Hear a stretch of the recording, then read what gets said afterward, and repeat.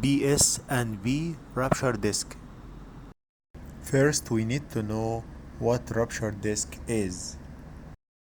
A rupture disc, also known as a pressure safety disc, or burst disc or burst diaphragm, is a non-reclosing pressure relief safety device that, in most uses, protects a pressure vessel or equipment or system from overpressurization or potentially damaging vacuum conditions.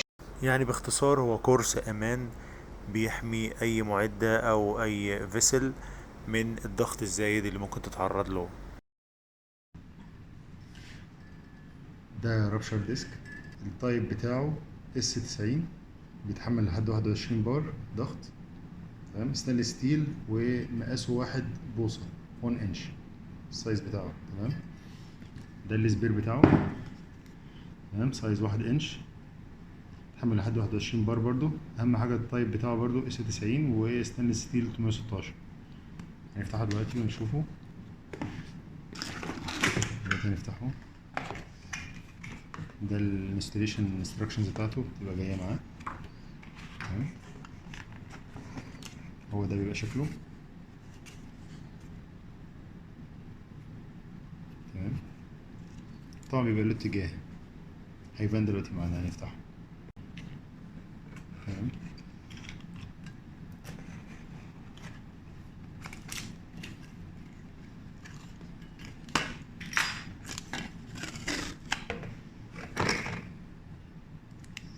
ده بيبقى اتجاه الفلو بتاعه، بيبقى مكتوب عليه، تمام. هو ده مطابق اهوت S90 زي القديم بالظبط،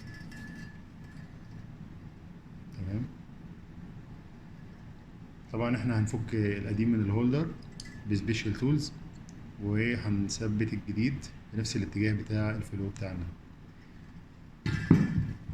تمام.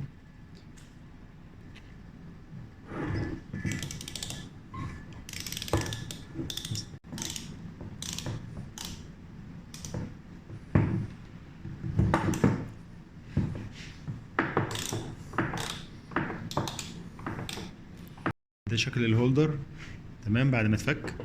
وده اتجاه الفلو، تمام. هو ملوش غير اتجاه واحد يركب فيه، اللي هو الاتجاه ده، تمام.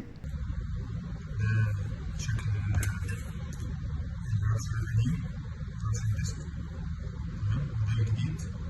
طيب هو طبعا كان في الأول كان زيه، بس طبعا لما الضغط زاد عليه ضرب، فضرب بالاتجاه العكسي. فده دايما بيبقى الاتجاه المقابل للفلو، تمام. فهو خلاص بعد ما بقى دامج المنظر ده كده، ده اللي هيركب كده، ده كان راكب كده طبعا.